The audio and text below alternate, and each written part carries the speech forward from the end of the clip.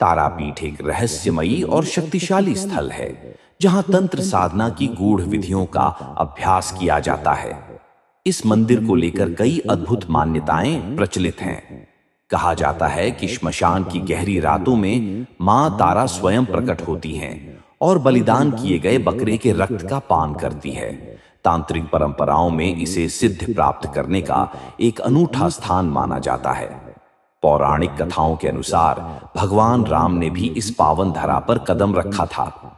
उन्होंने मां तारा का पूजन करने से पहले एक विशेष अनुष्ठान किया जिसे लेकर कई मत प्रचलित हैं। भक्तों का मानना है कि तारापीठ केवल एक मंदिर नहीं बल्कि तंत्र विद्या की जटिल परंपराओं और गहरे आध्यात्मिक रहस्यों का केंद्र है। इस मंदिर की दीवारों पर कुरुक्षेत्र के युद्ध के दृश्य, भीष्म पितामह की तीरों की शैया और अद्भुत नक्काशी देखने को मिलती है।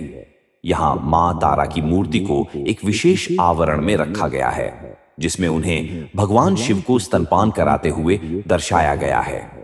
मान्यता है कि जब समुद्र मंथन के दौरान भगवान शिव ने विष पिया तब मां तारा ने उन्हें गोद में लेकर अमृत रूपी दूध पिलाया जिससे उनकी पीड़ा शांत हुई।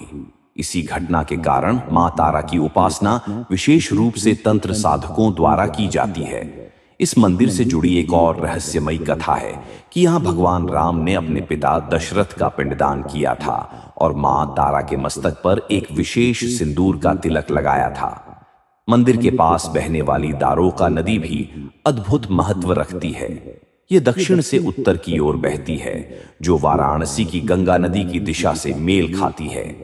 इस स्थान की शक्ति और सिद्धि का प्रमाण बामाखेपा नामक सिद्ध योगी से भी जुड़ा हुआ है। वे मां तारा के अनन्य भक्त थे और उनकी भक्ति इतनी प्रबल थी कि जब गांव में बारिश नहीं हो रही थी तो उन्होंने मां तारा से प्रार्थना की।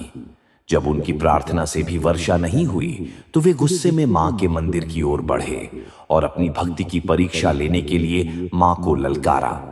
तभी आकाश में बिजली कड़की और देखते ही देखते मूसलधार बारिश शुरू हो गई।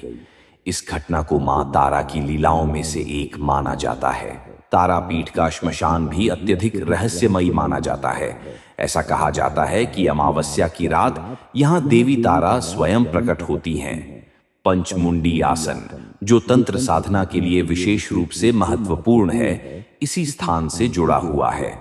इस आसन में 5 प्रकार की खोपड़ियों का उपयोग किया जाता है और इसे करने वाले साधक को गूढ़ सिद्धियां प्राप्त होती हैं। इस मंदिर का निर्माण रतनगढ़ के जमींदार जयदत्त ने करवाया था। एक कथा के अनुसार जब उनके पुत्र की मृत्यु हो गई तो मां तारा के आशीर्वाद से वह पुनर्जीवित हो गया।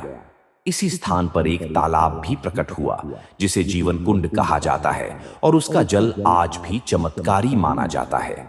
यह स्थान केवल भक्ति और श्रद्धा का केंद्र नहीं बल्कि तंत्र साधकों की साधना स्थली भी है। यहाँ आने वाले भक्त और साधक मां तारा की कृपा प्राप्त कर आध्यात्मिक ऊंचाइयों को छूने का प्रयास करते हैं। अगर आप भी इस रहस्यमयी मंदिर के बारे में अधिक जानना चाहते हैं तो इस वीडियो को पूरा देखें और हमारे चैनल को सब्सक्राइब करें।